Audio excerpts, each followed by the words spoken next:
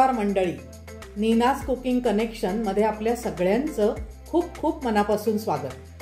आज आपण बघणार आहोत एक नाश्त्याचा पदार्थ आहे तो, किंवा उपासालाही चालतो आणि मधल्या वेळी पण खायला चालतो, असा केव्हाही खायला तो अतिशय छान लागतो आणि नेहमीप्रमाणे कमी साहित्य आणि तरीही रुचकर, ते म्हणजे रताळ्याचा किस। काही दिवसांपूर्वी मी तुम्हाला रताळ्याची आणि एक रेसिपी दाखवली होती, तेव्हा रताळ्याचं महत्त्व, त्याच्यामध्ये काय काय घटक आहेत, विटॅमिन्स वगैरे कोणकोणते आहेत, हे सगळं तुम्हाला सांगितलेलं होतंच। रताळ्याचं चाट होतं ते। तर आता आहे रताळ्याचा किस। तर आपण ह्याला हिंदीमध्ये शकरकंद असं म्हणतात, इंग्रजीमध्ये स्वीट पोटॅटो म्हणतात आणि आपण रताळी म्हणतो। तर रताळी सगळ्यांनाच माहिती असतात, रताळी 12 महिने, जवळजवळ 12 महिने मुबलक मिळतात। तर आपण लगेचच बघूया त्याचं साहित्य। हा आहे रताळ्याचा किस। साधारण 300 ग्रॅम म्हणजे अर्धा किलोला थोडी अशी कमी 2 मध्यम आकाराची रताळी घेऊन ही मी अशी किसून घेतली आहेत आणि किसून तो किस आपल्याला पाण्यात ठेवावा लागतो। त्यानंतर हे आहे ओलं खोबरं, ही आहे कोथिंबीर, ओली मिरची बारीक चिरली आहे, नंतर जिरं आणि दाण्याचं कूट, ह्याशिवाय असणारे साजूक तूप, मीठ आणि साखर। आपल्याला एक साजूक तुपाची फोडणी करायची आहे आणि रताळ्याचा किस। तर आज मी हा जो रताळ्याचा किस दाखवणार आहे, आता हा किस पाण्यात जो घातलेला आहे तो चांगला घट्ट पिळून घ्यायचा आणि मी मायक्रोवेव्हमध्ये दाखवणार आहे। आजकाल बहुतेक सगळ्यांकडे मायक्रोवेव्ह असतो, साध्या गॅसवर पण म्हणजे कढईत पण हा किस होऊ शकतो, पण मी आज दाखवणार आहे मात्र मायक्रोवेव्हमध्ये। अक्षरशः 5 ते 6 मिनिटात आपली रेसिपी पूर्ण होणार आहे। तर वळूया पुढील कृतीकडे।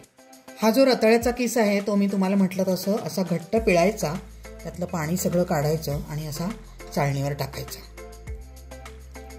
अशा प्रकारे हा बघा, आपण छान तो पाणी त्यातलं निथळून काढून हाताने घट्ट पिळूनच घेतलाय। आता हा मी मायक्रोवेव्हला 5 मिनिटं लावणार आहे।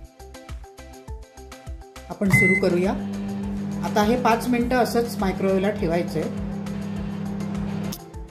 हे आपण 5 मिनिटं रताळं मायक्रोवेव्ह केल्यावर हा बघा त्याचा रंग बदललेला आहे, पांढरेपणा जाऊन तो जरासं शिजलेलं पण फार गच्च गोळा न झालेलं, गाला न झालेलं असं छान रताळं आपलं तयार आहे। आता आपण त्याच्यात बाकीच्या सगळ्या गोष्टी घालूया। हा किस जो 5 मिनिटं आपण शिजवून घेतलाय त्याच्यावर आपण आता चवीला सगळं घालूया। थोडीशी साखर, रताळं गोड असलं तरी थोडीशी साखर घालायची, चांगलं लागतं आणखी। चवीनुसार मीठ, त्याच्यानंतर साधारण हे 2 टेबलस्पून दाण्याचं कूट आहे तेवढं आपण घालणार आहोत। आणि त्यानंतर फोडणी, ही फोडणी मी करून घेतली आहे। मिरची आणि जिरं, तुपाची फोडणी आहे, तर ती फोडणी घालते याच्यावर। साधारण 2 टेबलस्पून तूप घेतलेलं पातळ करून, तेवढी फोडणी आहे। आणि आपण आता चांगलं हलवून घेऊया आणि एक 2 मिनिटं मायक्रोवेव्हला लावायचं की आपला रताळ्याचा किस तयार होईल। हे बघा, हा शिजलेला व्यवस्थितच कळतोय। फक्त आता हे सगळं घातलेलं चवीचे जे घटक आहेत, मीठ, साखर वगैरे फोडणी, ते सगळं एकसारखं लागावं म्हणून फक्त आपण आणखी 2 मिनिटं मायक्रोवेव्हला शिजवणार आहोत। तर आता मी परत लावते। अशा प्रकारे तयार झालाय आपला हा रताळ्याचा किस। दिसायला किती सुंदर दिसतोय, चवीला पण छान लागतो, नक्की ट्राय करा।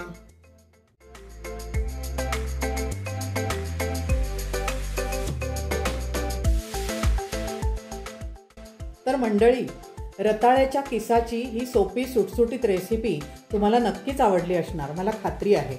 सगळ्यांना खायला अतिशय पौष्टिक आणि सहज करता येण्यासारखी, सहज खाता येण्यासारखी अशी आहे। हे कोणी रताळ्याचा किस हा दह्याबरोबरही खातात किंवा लिंबाच्या लोणच्याबरोबर छान लागतो, किंवा गरम गरम नुसता खोबरं कोथिंबीर घालून सुद्धा तो छान लागतो। तुम्हाला हा व्हिडिओ कसा वाटला मला नक्की कमेंट करून कळवा। माझ्या व्हिडिओला लाईक करा, तो इतरांसोबत शेअर करा आणि नीनाज कुकिंग कनेक्शन या माझ्या यूट्यूब चॅनलला जरूर सबस्क्राईब करा। धन्यवाद।